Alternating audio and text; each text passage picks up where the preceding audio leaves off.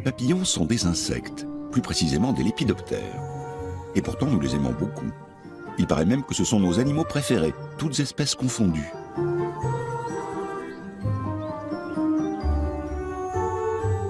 C'est surtout leur forme adulte qui nous émerveille.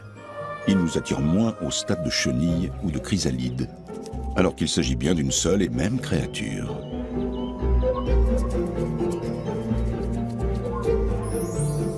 Séduisants ou pas, les 2/3 de nos lépidoptères sont en danger, certains même menacés d'extinction. Menacés par qui? Par quoi? Et d'ailleurs, comment vivent-ils, nos papillons?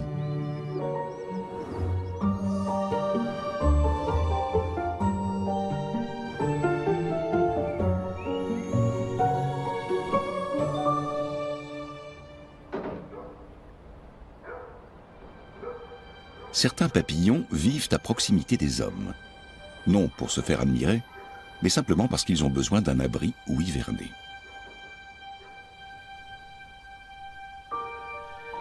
Un vulcain, réfugié dans une grange. Cela n'existait pas autrefois. Pour les papillons aussi, le monde a changé. Le printemps est là, et ce singulier locataire veut sortir étancher sa soif. Dehors, c'est bien là où brille la lumière. Mais comment sortir? Le plus sûr des gîtes peut se transformer en piège mortel.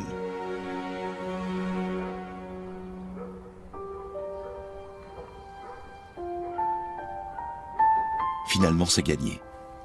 Le vulcain part pour 1 an, au-devant de multiples aventures, tour à tour gaies et tristes.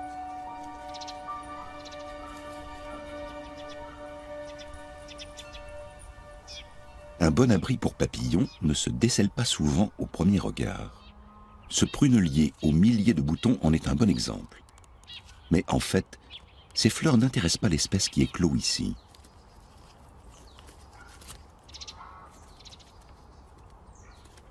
Ce sont des papillons de nuit qui volent également le jour. Celui-ci sort de sa chrysalide et cherche un bon endroit pour faire sécher ses ailes. C'est un petit paon de nuit. Un mâle, reconnaissable à ses grosses antennes plumeuses.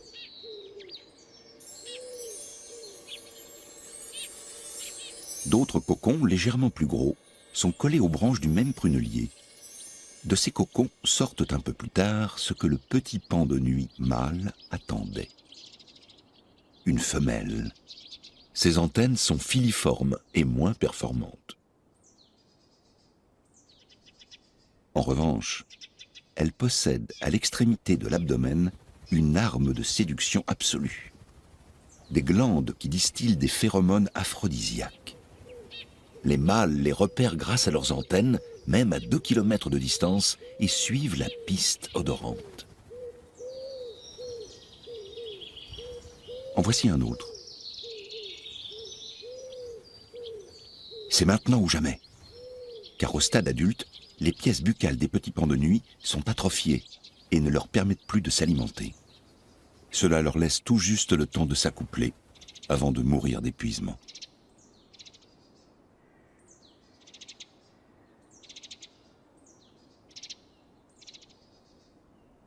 Le paon du jour n'est pas de la même famille que le petit paon de nuit, et au contraire de ce dernier, il ne fréquente les pruneliers que pour s'y désaltérer.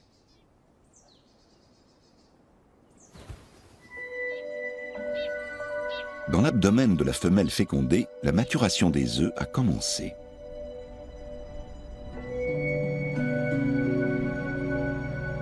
À la différence des mâles, les femelles du petit paon de nuit ne s'activent que le soir. Et c'est dans l'obscurité, non loin de l'endroit où elles se sont accouplées, qu'elles pondent quelques douzaines d'œufs.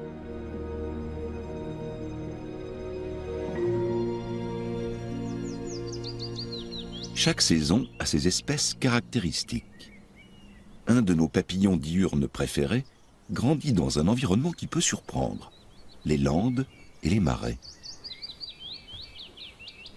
Le papillon citron, qui fréquente si volontiers nos jardins, ne se reproduit qu'en milieu humide. Comme bien d'autres papillons mâles, le citron évince les éventuels rivaux de son territoire à la saison des amours. Et avec une telle détermination qu'il lui arrive de se tromper de cible. ce petit argus vert ne lui fait aucune concurrence, mais il est pourchassé quand même.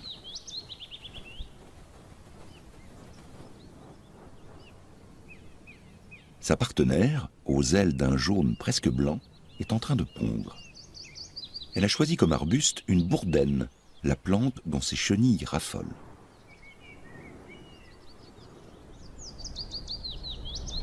Sans les marais et les zones humides qui s'étendent à la lisière de certaines forêts, ce messager du printemps serait encore plus rare dans nos villes et nos campagnes.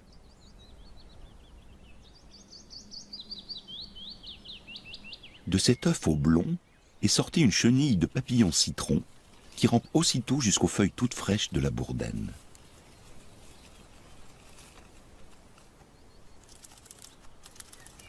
Elle a un appétit féroce. Il est vrai qu'elle ne dispose que de 4 semaines pour multiplier son poids par 2000 avant de se transformer en chrysalide. Quand elle a besoin d'une pause, la chenille s'immobilise sur la nervure centrale d'une feuille. Ainsi, elle fait peu d'ombre et passe inaperçue aux yeux de ses prédateurs. Dans tous les biotopes pousse une grande variété de végétaux. Et rares sont les plantes qui ne sont pas l'hôte privilégié d'au moins une espèce de papillon.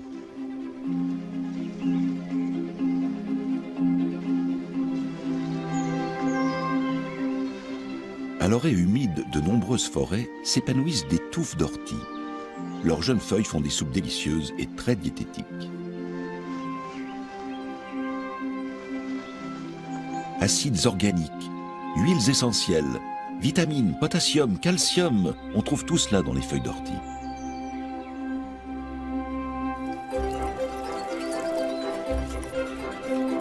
Autant d'éléments indispensables pour la croissance des chenilles du pan du jour.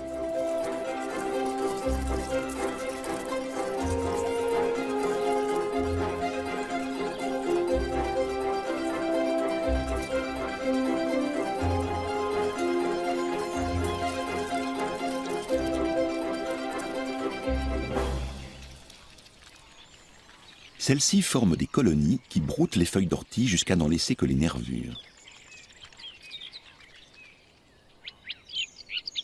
Non loin de là, un œil intéressé les observe. L'effet de groupe est censé être dissuasif. Il n'en attire pas moins l'attention.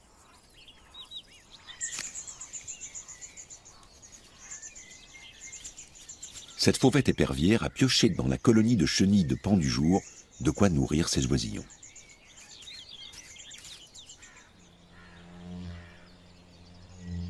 Le vulcain a besoin, lui aussi, des orties pour accomplir son cycle de vie.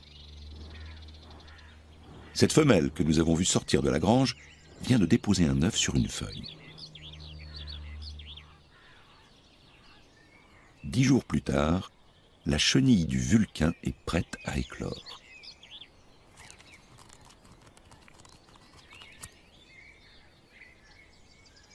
Sitôt sortie, elle entreprend de se tisser un abri sur la feuille même qu'il a vue naître.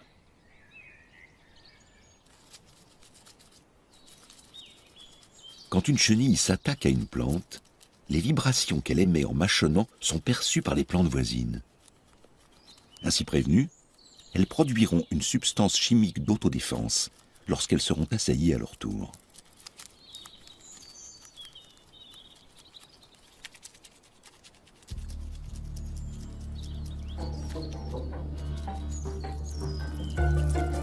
Une fois repue, peu avant de devenir chrysalide, la chenille du vulcain se fabrique une petite loge individuelle à l'abri de la convoitise des oiseaux. Pour cela, elle replie autour d'elle les bords d'une feuille qu'elle coud avec du fil de soie sécrété par ses glandes labiales.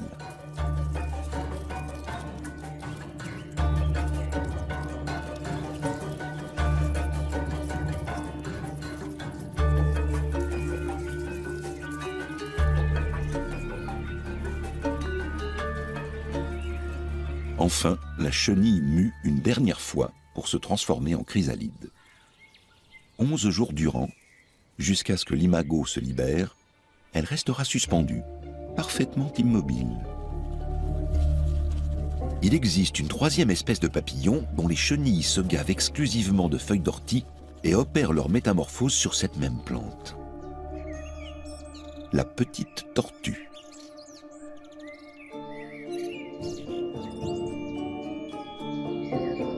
Quelques heures plus tard, la chrysalide a durci et pris un aspect métallique.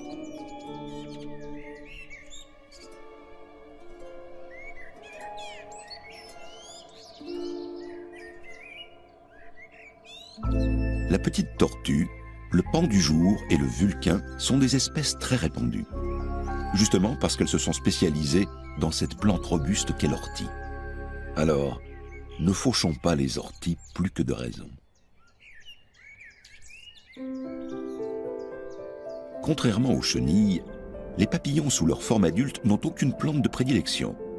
Ils vouent une égale passion à toutes les fleurs de nos jardins. Ce nymphalidae, par exemple, qu'on appelle le carte géographique, il apprécie toutes sortes de nectars, tout comme la belle dame, un migrateur qui hiverne en Afrique. Et bien sûr notre vulcain, qui a longtemps migré lui aussi vers les régions méditerranéennes, mais qui tente aujourd'hui à passer l'hiver plus au nord. Le morosphinx, de la famille des sphingidae, est un papillon de nuit, même s'il aime voler sous le soleil. Le sphinx fusiforme, qui ressemble encore plus à un colibri, est moins fréquent dans nos jardins. Un autre sphingidae recherche la proximité des hommes, en particulier des apiculteurs. Car nos parterres de fleurs n'intéressent pas le sphinx tête de mort. Il est davantage attiré par l'odeur douceâtre provenant des ruches.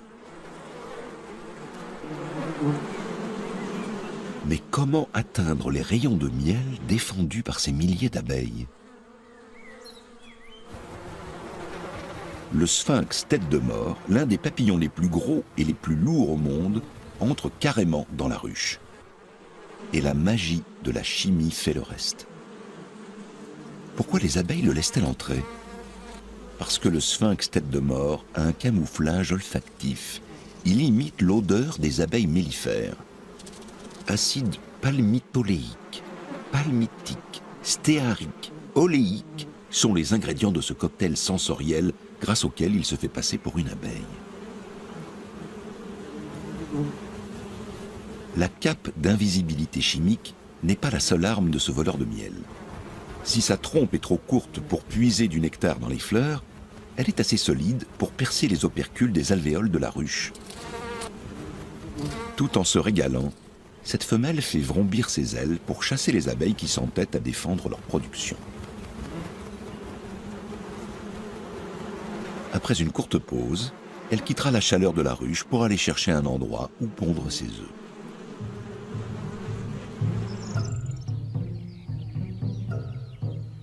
La chenille du petit paon de nuit, après s'être gavée de feuilles de prunelier pendant 3 mois, a atteint la taille et la grosseur d'un doigt. Il est temps qu'elle se transforme en nymphe de papillon. Inutile d'aller bien loin pour cela. Elle tisse un cocon entre 2 branches de son arbuste. 2 de ses 4 glandes labiales produisent simultanément un fil gluant.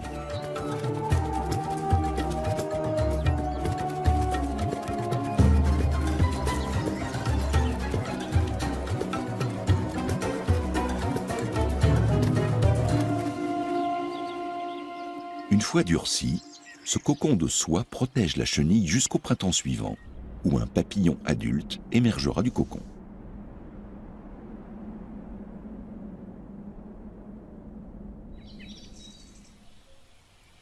Les chrysalides et les nymphes ne cherchent pas toutes à se cacher. Ces arbres sont entièrement enveloppés d'un voile de soie blanche.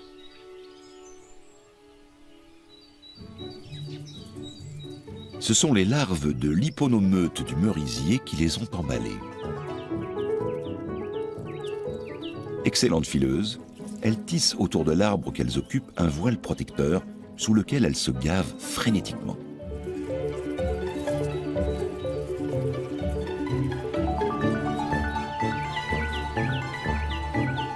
Cette agitation attise l'appétit des prédateurs, mais il n'est pas si simple pour un oiseau de déchirer la housse de soie.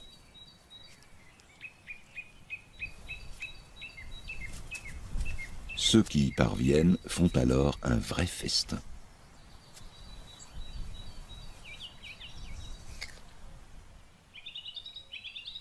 Pourtant, ce ne sont pas les oiseaux qui font le plus de ravages chez les chenilles d'hyponomeute. Les guêpes ichneumons les tuent de manière bien plus insidieuse. Elles introduisent leur appendice de ponte dans une chenille et y déposent des œufs. Peu après, les larves de la guêpe éclosent et dévorent leur hôte de l'intérieur. Heureusement, il reste toujours assez de chenilles d'hyponomeute pour perpétuer cette extraordinaire espèce emballeuse.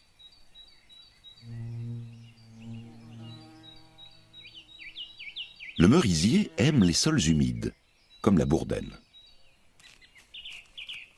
La bourdaine où éclot un papillon citron.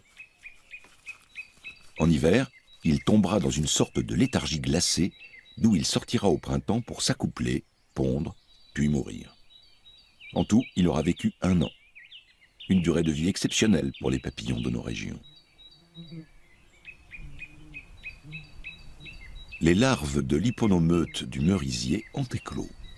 Elles ne vivront que quelques semaines, mais cela leur suffit pour se reproduire à grande échelle.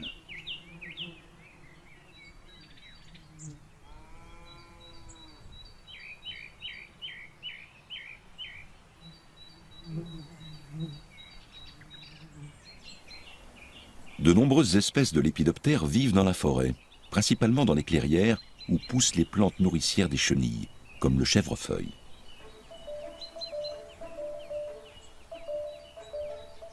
D'une feuille toute desséchée dépasse l'extrémité de l'abdomen d'une minuscule chenille, la larve d'un petit sylvain.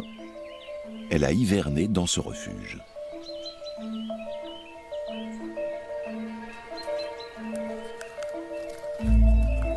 Elle sort à présent de sa cachette avec une seule idée en tête, manger. Des feuilles de chèvrefeuille, évidemment.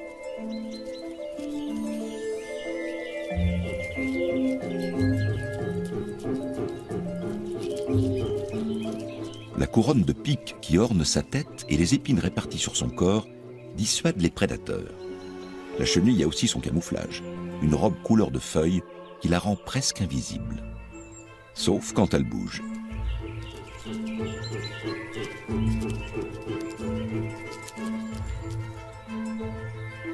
À l'époque de la floraison du chèvrefeuille, la chenille du petit sylvain a atteint sa taille maximale et cherche un endroit propice à sa métamorphose.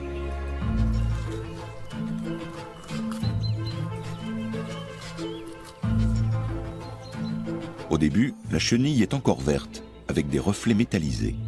Puis, elle ressemble de plus en plus à la feuille qui l'abrite et de moins en moins à quoi que ce soit de comestible pour les oiseaux.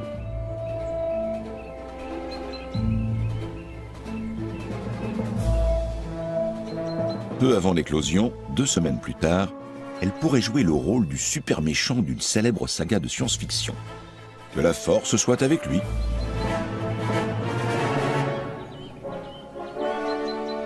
Devenu papillon, le petit sylvain a une allure beaucoup moins guerrière.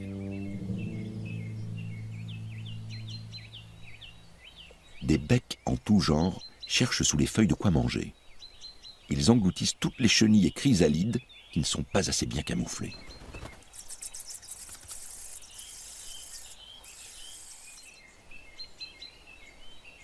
La lumière solaire est l'indispensable source d'énergie de la forêt.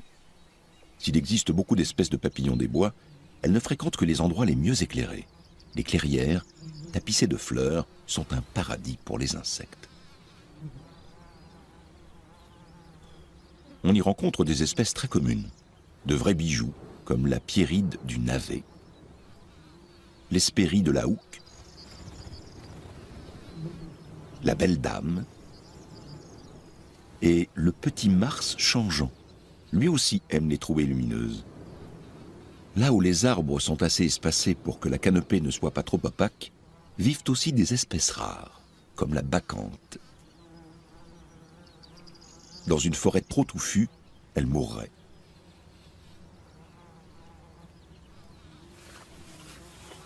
Autrefois, les chevaux et autres gros animaux entretenaient ces larges ouvertures dans le paysage boisé en mangeant les jeunes pousses d'arbres. Grâce à ces grands herbivores, il existait toujours des biotopes variés convenant à toutes sortes d'insectes, et pas seulement aux papillons. Les clairières foisonnent de vie à tous les étages. Les nids de cigognes noires attirent d'innombrables espèces de lépidoptères. Le myrtille ne rend visite aux jeunes cigognes que très occasionnellement.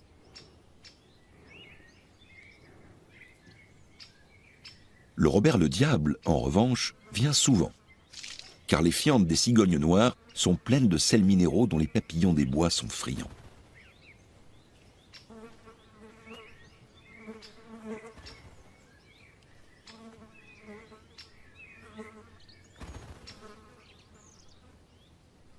Les papillons ne profitent pas seulement des déjections de cigognes.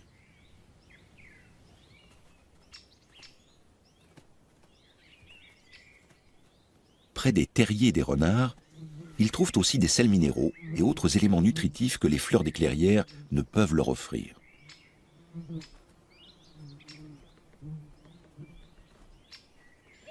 Les chemins forestiers sont des oasis de lumière.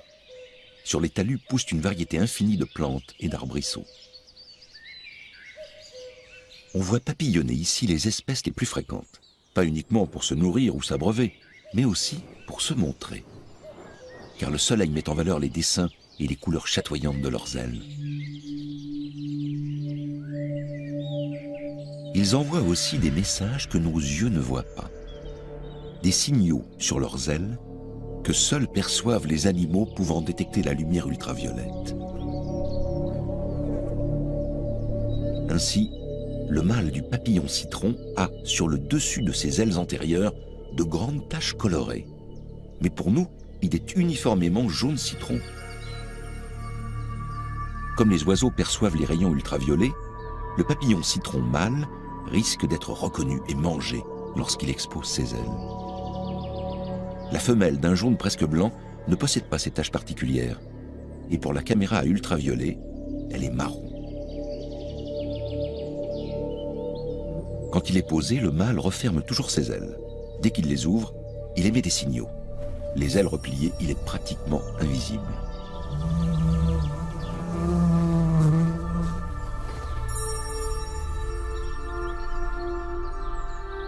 Au repos, la pierride du navet clôt ses ailes, elle aussi.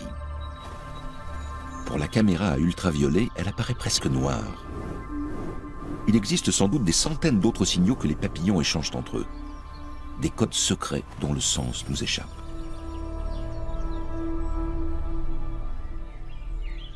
À l'orée de la forêt, dans les touffes d'orties, les papillons déploient toutes sortes de ruses pour se soustraire à la vue des prédateurs. Notre chenille de Vulcain a entamé sa nymphose, accrochée à sa feuille d'ortie.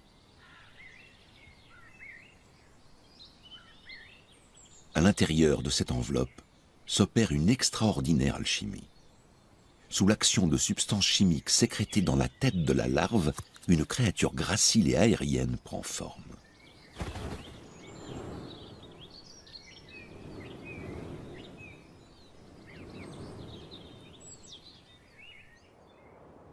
Le Vulcain prend de la hauteur.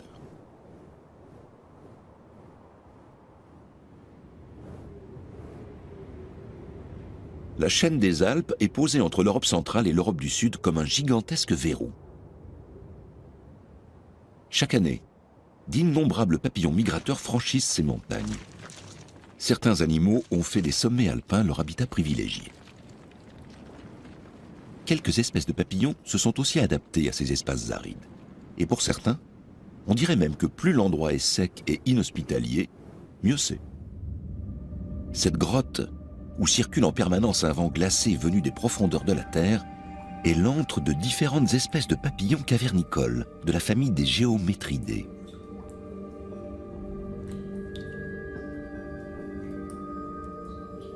Ils se reproduisent sur de petits buissons à une altitude moyenne. Mais à peine ont-ils émergé de la chrysalide au début de l'été, qu'ils cherchent une grotte fraîche et pleine de courants d'air, cessent toute activité et attendent l'année suivante. Une hivernation de 8 mois.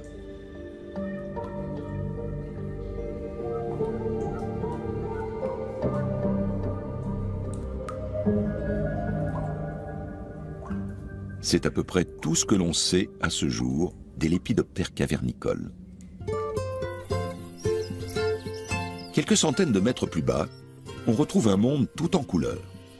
En été, les prairies se couvrent de chardons et autres fleurs alpines. Et revoilà des espèces plus familières, comme notre papillon citron.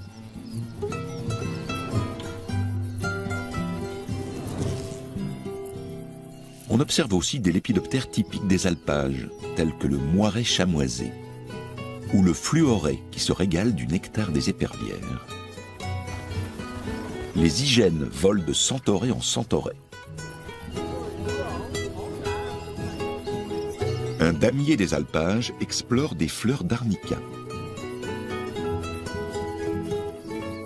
Les paysages de montagne ont moins changé que ceux des vallées, ce qui explique que l'on y voit encore beaucoup de papillons rares.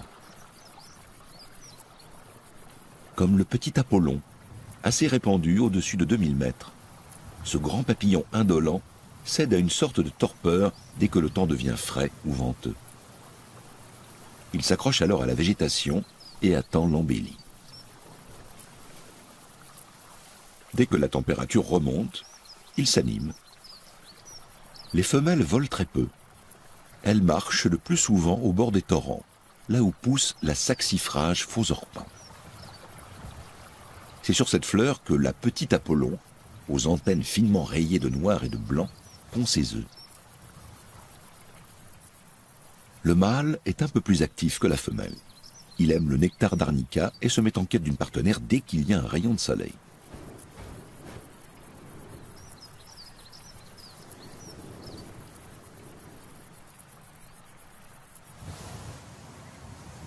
Plus bas, les versants couverts de prairies conviennent également à plusieurs espèces de lépidoptères.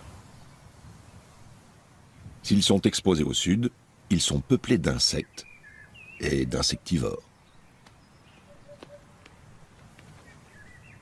Les pelouses dites sèches sont un eldorado pour les papillons.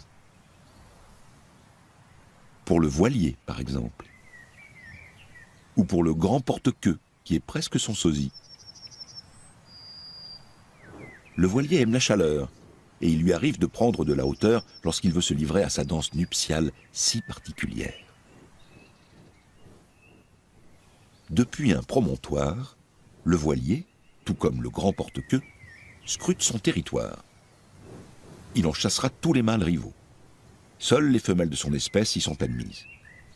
Dès qu'il a choisi une partenaire, il se lance dans une course-poursuite effrénée au-dessus des arbres. Une sorte de ronde qui se conclut par un accouplement.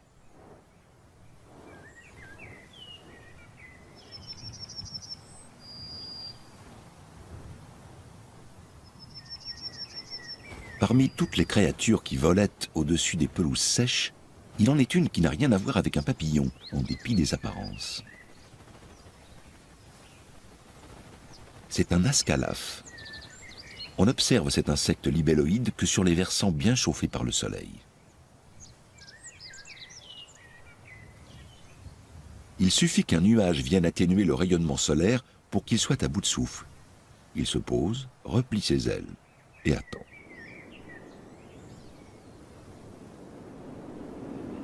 Dès que le soleil resplendit à nouveau, l'ascalaphe déploie ses ailes pour emmagasiner de la chaleur.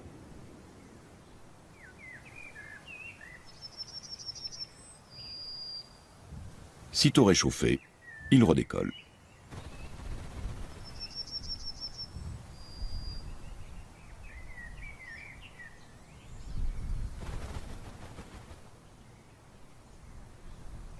Pour ces adorateurs du soleil, la Véronique en épi n'est rien d'autre qu'un terrain d'atterrissage ou de décollage, car les ascalaphes sont carnivores.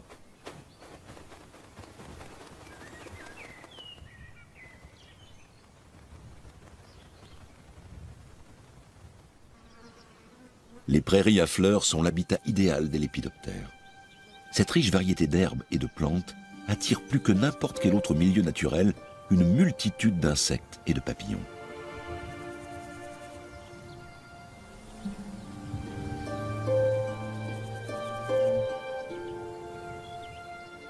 Autrefois, les demi-deuils étaient très communs dans les pelouses sèches.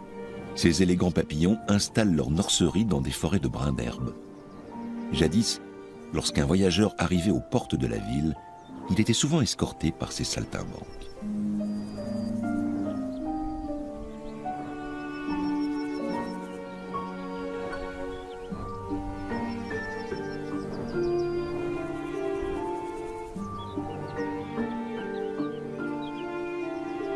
Et ces beaux brins, les myrtilles, à une époque, ils se comptaient par millions dans nos prairies. La petite tortue est toujours aussi commune, grâce aux orties auxquelles elle confie ses œufs. Et celui-ci, le petit nacré, la diversité des lépidoptères était immense autrefois.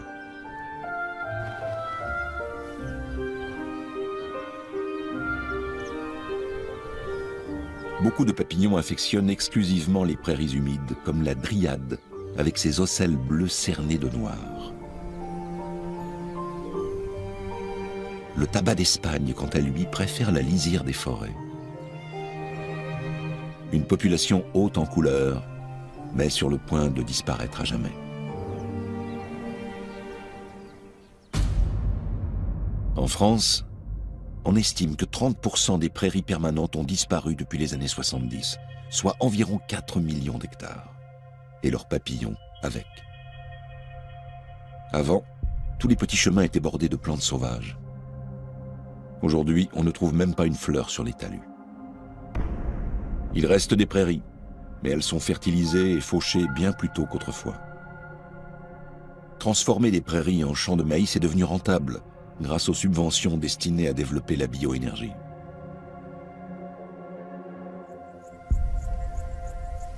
Les prairies si riches en biodiversité sont gravement menacées. Les papillons ont déjà bien assez d'ennemis naturels.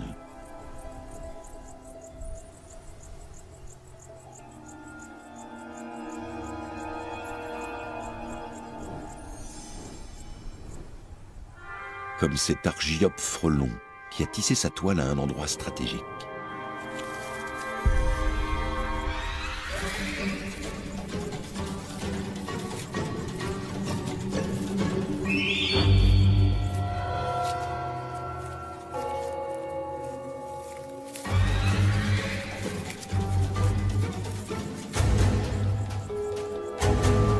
Le sort du Vulcain semble scellé.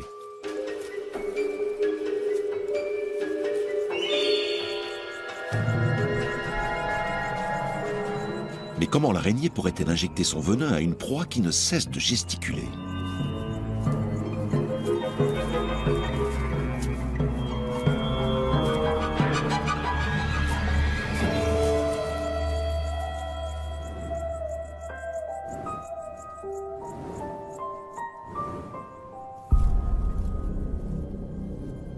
Le Vulcain y a laissé quelques écailles, mais il est sain et sauf.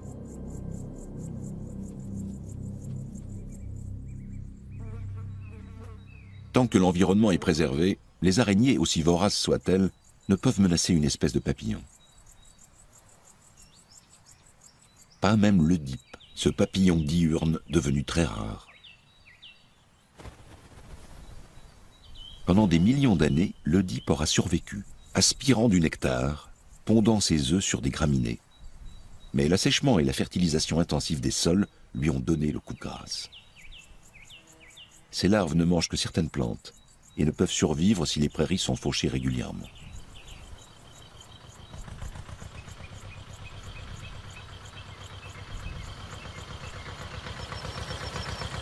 Bien sûr, on ne peut se passer totalement de l'exploitation agricole.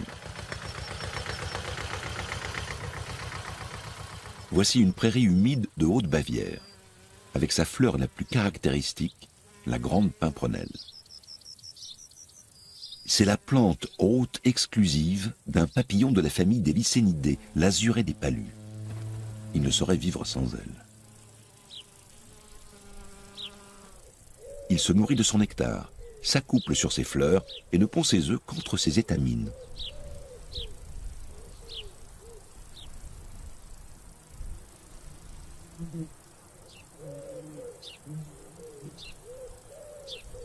Les œufs reposent comme de petites perles entre les épis de ses têtes globuleuses. peine éclose, la chenille rampe le plus vite possible jusqu'au cœur de l'inflorescence. Et là, pendant 3 semaines, elle se gave des graines de la fleur. C'est ainsi qu'elle prend sa couleur pourpre et atteint sa taille maximale, un demi-centimètre.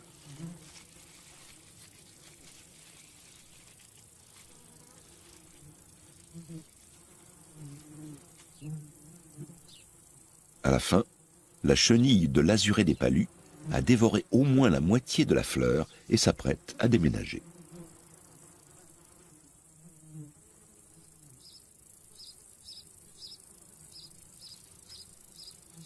Elle émerge de ce calice haut perché et fabrique un ancrage en fil de soie pour préparer sa descente.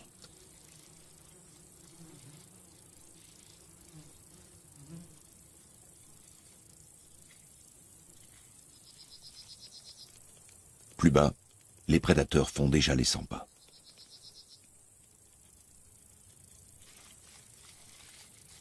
La chenille de l'azuré des palus descend en rappel.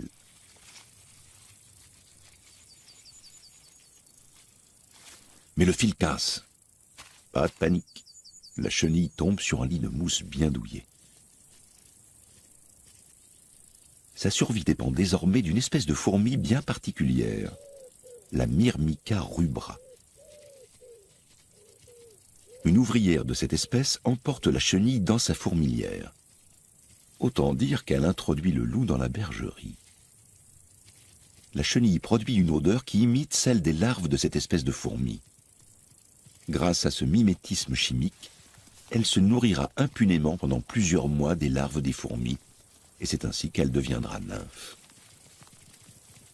Et l'année suivante, elle sortira de la fourmilière sous la forme d'un gracieux papillon.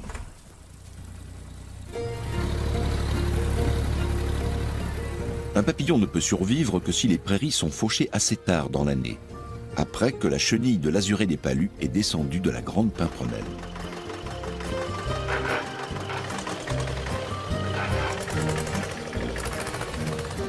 Si elle n'était jamais fauchée, cette haute végétation et ces buissons envahiraient les prairies. Pour protéger l'azuré des palus devenu si rare, il faudrait donc tailler avec modération et au moment opportun, une pratique peu compatible avec les exigences de l'agriculture industrielle. Au cours de sa migration vers le sud, un vol des tourneaux s'abat sur un prunier dans un jardin. Dans leur hâte de se régaler de ces fruits bien mûrs, ils en font tomber quelques-uns qui ne seront pas perdus pour tout le monde.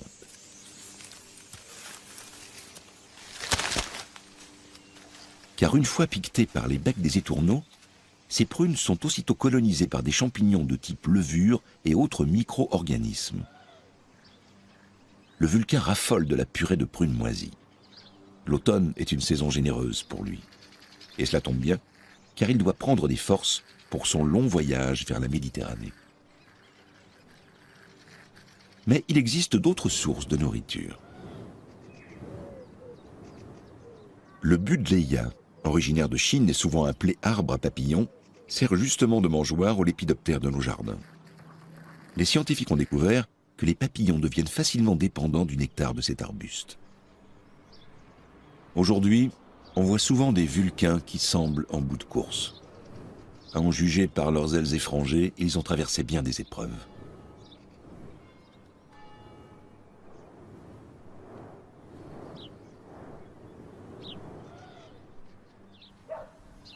Qui aime les papillons devrait faire pousser une grande variété de plantes à fleurs dans son jardin. Les bouquets d'asters d'automne attireront toutes sortes d'espèces.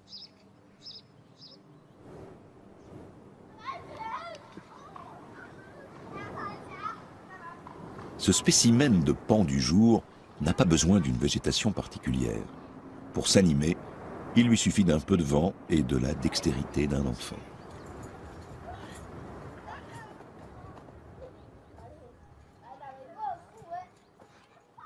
Dans la maison bien chauffée, sévit un autre genre de papillon. Dans la nature, la mite des vêtements joue le rôle d'un biodécomposeur. Elle élimine la kératine, c'est-à-dire les déchets cutanés de certains cadavres d'animaux. Or, les fibres naturelles de nos habits, telles que la laine, contiennent de la kératine, dont les larves de mite se régalent. La mite des vêtements est sans doute le plus détesté de tous les papillons.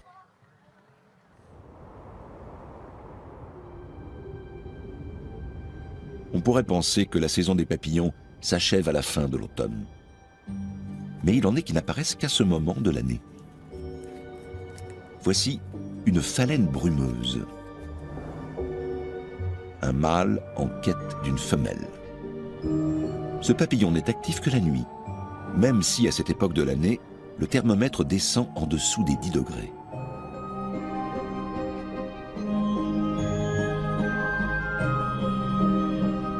Au bout de cet abdomen, une glande à phéromones sécrète un parfum irrésistible pour les mâles.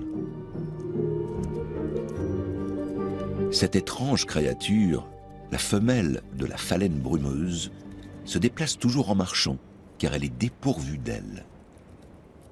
Ces phalènes sont redoutées des arboriculteurs. Lorsqu'elles prolifèrent, elles peuvent dévorer des arbres entiers. Cramponnées aux bourgeons d'hiver, les femelles pondent leurs œufs dans les fissures des branches. C'est ici que les œufs hiverneront et que des chenilles voraces écloreront au printemps. Les femelles de la phalène brumeuse se confondent avec les bourgeons des arbres fruitiers.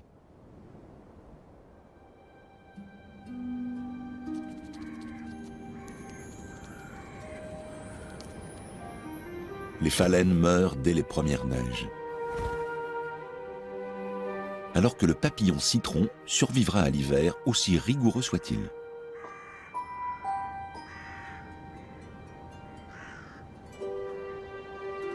Pourtant, même les papillons citrons, encore très répandus, se raréfient comme tant d'autres lépidoptères. La transformation de l'environnement par les hommes a été trop radicale.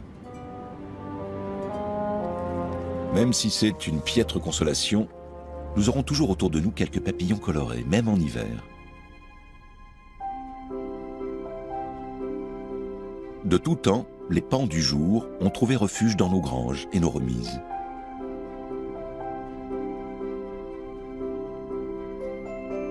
Désormais, le vulcain passe lui aussi la saison froide chez nous. C'est peut-être le signe qu'il faut nous inquiéter davantage du sort de nos bien-aimés papillons.